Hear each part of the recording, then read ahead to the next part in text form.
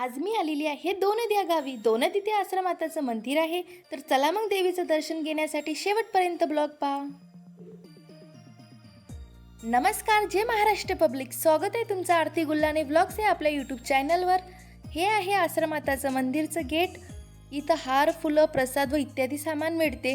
तसे ओटीचं ताट सुद्धा इथं मिळते. त्यामुळे तुम्ही जरी घरून काही आणलं नसेल तरी तुम्ही इथून पूजाची सामग्री घेऊ शकता. इथे पाण्याची व्यवस्था सुद्धा आहे. मी घेतलेलं आहे ताट आणि आता चाललोय आपण मंदिरामध्ये. तुम्हाला मी सांगितलंच आहे की मी कुठे आलेली आहे, पण जाऊ द्या, आणखी एकदा सांगते. मी आलेली आहे अकोला जिल्ह्यातील बार्शी टाकळी तालुक्यातील दोनद खुर्द या गावी आश्रमातेच्या मंदिरात. तुम्ही मंदिराचा परिसर पाहू शकता. हा खूप मोठा परिसर आहे. त्या मंदिरामध्ये आपण दर्शन घेणारच आहे आणि याच्याच बाजूला हे पण एक मंदिर आहे. आपण या दोन्ही मंदिराचं दर्शन घेणार आहे.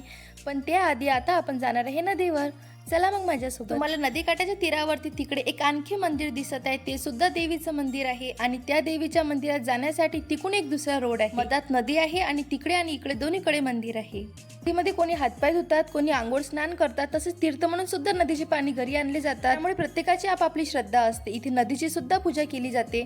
आता मी नदीमध्ये पाय धुवत आहे आणि हे एकदम मस्त थंड थंड पाणी आहे. वातावरण सुद्धा खूप मस्त झालेलं आहे. आणि आता आपण जाणार आहे या मंदिरामध्ये. मंदिरामध्ये गेल्याबरोबर एक वेगळीच पॉझिटिव्ह एनर्जी येते.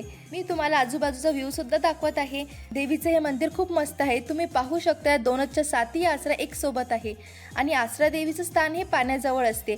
जसे नदीजवळ, विहीरजवळ, तलावजवळ किंवा मग एखाद्या जिथे पाण्याचा स्रोत होतो, जलस्रोत होतो, तिथे देव्या वास करतात. म्हणजे तिथे त्या राहतात. त्यामुळे त्यांना जलदेवता म्हणून सुद्धा ओळखले जाते. आसरा मातेचं एक जागृत स्थान असून मंदिर पण खूप जुनं आहे.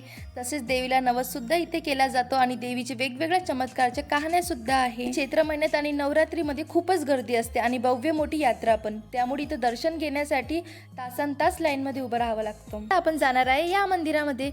या मंदिरामध्ये सुद्धा मी दर्शन घेतलं. अशा प्रकारे माझं शांततेत दर्शन झालं आणि देवाचं दर्शन झाल्यानंतर मी बाहेर आली. दर्शन घेतल्यानंतर एक सकारात्मक ऊर्जा येते. माझ्यासोबत तुमचं सुद्धा दर्शन झालं असेलच. आणि आता आपण ओटीचं ताट घेतलं होतं ते वापस करायला जात आहे.